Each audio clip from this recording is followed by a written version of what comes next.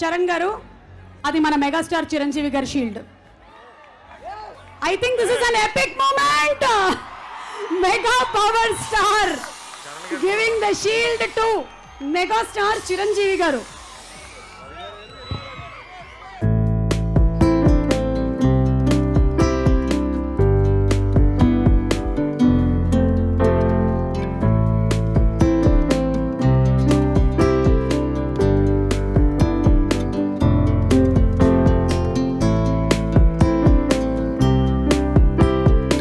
తండ్రి ఉత్సాహాన్ని కలిగించినటువంటి ఈ సినిమా వాల్తేరు వీరయ్య నిజంగానే చరిత్రలో ఇలా మిగిలిపోతుంది.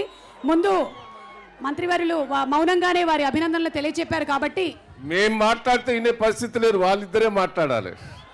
ఒక్కటే, మా వరంగల్కి వచ్చినందుకు గట్టిగా చప్పలు కొట్టండి. వాళ్ళంతా నాకు ఫ్యామిలీ ఫ్రెండ్సే. ఎందుకంటే చిరంజీవి గారి కుటుంబంతో నాకు 20-30 ఏళ్ళ నుంచి ఫ్యామిలీ ఫ్రెండ్. వాడు నవీన్ మా ఫ్రెండ్, వాడు నిర్మాత అసలుడు. నాకు 20 ఏళ్ళ నుంచి సోబతు.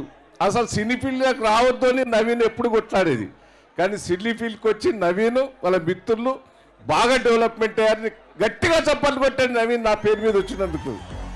వాళ్ళ మిత్ర బృందానికి, డైరెక్టర్కు, దీనికి అందరు సహకరించారు. నేను ఒకటే చిరంజీవి గారిని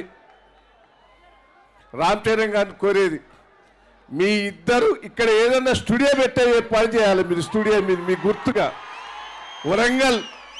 వరంగల్ వింటారా, కేసీఆర్ తోటి కేటీఆర్ తోటి మీకు ఏ సహకారం కావాలన్నా నేను, వినయ్ భాస్కర్, ఇక్కడ నరేందర్ ఉన్నాం, సాయం చేసేందుకు సిద్ధంగా ఉన్నాం.